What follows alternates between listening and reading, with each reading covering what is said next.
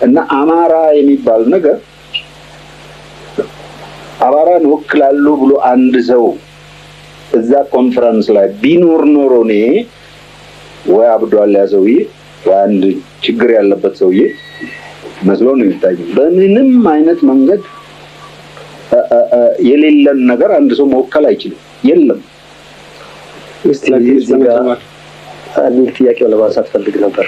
ማለት ከአንድ ቀደም ብለን ከሰማነው አንድ ነገር አያይዤ ጥያቄ ለማቅረብ ፈልጋለሁ።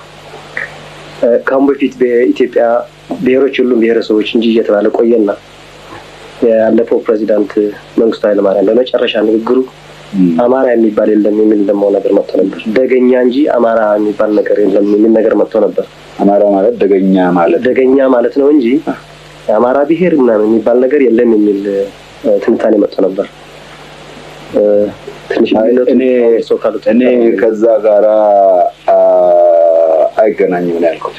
እኔ ለምሳሌ በማደርገው ጥናት ወሎ በብዙ መቶ የሚቆጠሩ ገበሬዎችን አነጋግሬያለሁ እና ይሄንን ጥያቄ ጠይቄያቸዋለሁ። አማራ ነህ ሆይ ይላሉ። አይደለሁም ይለኛል። ምንድን ነህ ታዲያ? እስላም ነኝ። ቋንቋ ምንድን ነው? አማርኛ። በብዙ መቶ የሚቆጠሩ ገበሬዎች ናቸው። ባሌም ብንሄድ ያው፣ አርሲም ብንሄድ ያው። አማራ እንደ ለብዙ ሰው እንደ ክርስቲያን ማለት እንጂ የዘር የአንድ ህብረተሰብ የአንድ እንደው መኖሪያው የተወሰነ ኢትዮጵያውያን ክፍል ሆኖ የሚገምት የለም።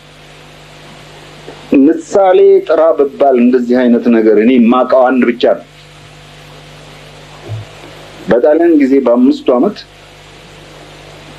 ጣሊያን ኢትዮጵያን ሲከፋፍል በጌምድርን፣ ወሎን፣ ጎጃምን፣ ሰሜን ሸዋን አንድ ላይ ያደረገና አማራ አለ።